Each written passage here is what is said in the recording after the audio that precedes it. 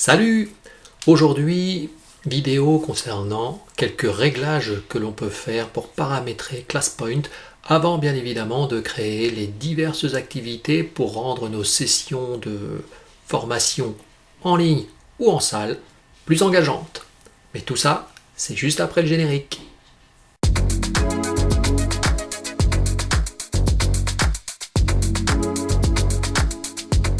Alors, nous nous retrouvons sur évidemment PowerPoint, puisque je vous rappelle que ClassPoint est un add-in qui s'intègre dans PowerPoint. Je suis dans le ruban, dans l'onglet ClassPoint. Nous allons aller dans Réglages de façon à voir les différents éléments que nous pouvons paramétrer. Donc, je clique et une nouvelle fenêtre s'ouvre. La première concerne l'abonnement que j'ai, donc en l'occurrence l'abonnement gratuit. Si vous le souhaitez, comme je vous l'ai déjà dit, vous pouvez passer à l'abonnement pro qui lui est payant. Vous pouvez bien évidemment remplir les différents éléments concernant votre profil et vous pouvez aussi éditer votre profil.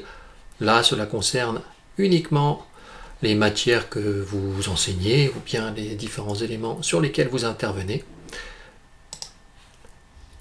Un autre élément important qui peut être intéressant à paramétrer concerne ce qui apparaîtra sur votre diaporama lorsqu'il sera en mode présentation pour pouvoir activer les différentes activités.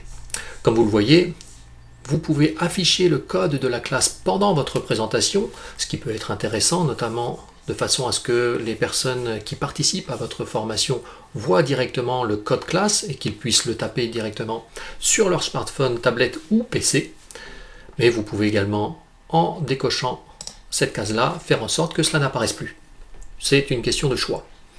Vous pouvez également choisir le fait que la barre d'outils soit affichée lorsque votre diaporama est en mode présentation.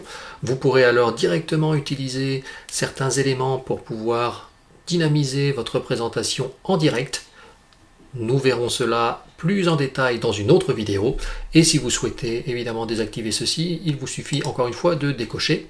Enfin, bien évidemment, lorsque vous allez proposer des activités à vos apprenants, vous avez le choix de faire apparaître sur leur appareil, notamment le smartphone ou la tablette ou bien leur PC, lorsqu'ils vont se connecter à votre classe, vous allez pouvoir faire en sorte que la diapositive que vous leur présentez soit affichée directement sur leur appareil.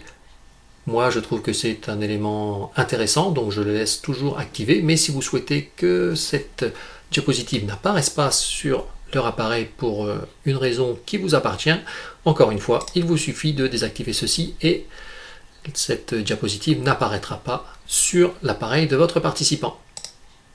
Je réactive tout puisque moi je laisse toujours tout activé. Vous avez des éléments concernant la gamification, mais ça ce n'est valable que pour la partie payante. Par conséquent, je ne vais pas m'attarder dessus puisque cette formation est dédiée à la partie gratuite de l'outil. Vous choisissez la langue, vous voyez, il y en a un certain nombre, mais ils sont en train de développer la traduction de l'outil dans de nombreuses autres langues. Bien évidemment, moi j'ai choisi le français parce que, à part l'anglais pour les autres, c'est un peu plus compliqué pour moi. Et enfin, si vous le souhaitez, vous pouvez également avoir quelques infos sur la version de ClassPoint que vous utilisez.